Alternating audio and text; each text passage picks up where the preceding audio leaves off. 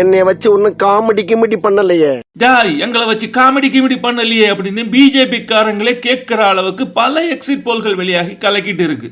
பீகார் தேர்தல் குறித்த எக்ஸிட் போல் தான் அது. குறைந்தபட்சம் 130 முதல் அதிகபட்சமாக 209 சீட்டுகள் வரை ஜெயிக்க போகுது என்டிஏ அப்படின்னு ப்ரிடிக்ட் பண்ணியிருக்காங்க இந்த எக்ஸிட் போல்ஸை நடத்தினவங்க. என்டிஏ தான் வராங்க, விடியல் தர போறாங்கன்னு 13 போல்கள் சொல்லுது. इसका नाम एग्जिट पोल नहीं है, इसका नाम मोदी मीडिया पोल है. ये मोदी जी का पोल है, फैंटेसी पोल है उनका. Thank you. இதுல குறைந்தபட்சமாக சாணக்கியா தான் சொல்லியிருக்கு 130 முதல் 138 இடங்களில் பிஜேபி கூட்டணி ஜெயிக்கும்னு. 184 முதல் 209 இடங்கள் ஜெயிச்சு அடிச்சு தூக்க போறாங்கன்னு போல் டைரி சொல்லுது. அப்போ இந்த பீகார் தேர்தலுக்காகவே எங்கள் ராகுல் உருவாக்கிய ஓட்சோரி கோஷங்கள் போன ஓட்சோரி யாத்ரா எல்லாம் வேஸ்டா? லாலு பிரசாத்தின் ஆதரவோடு உருவான மகா கட்டுபந்தன் அவுட்டா? எங்கள் பிரச்சார பீரங்கியின் பிரச்சாரம் எடுபடாதான்னு கேட்குறாங்க ராகுல் அபிமானிகள்.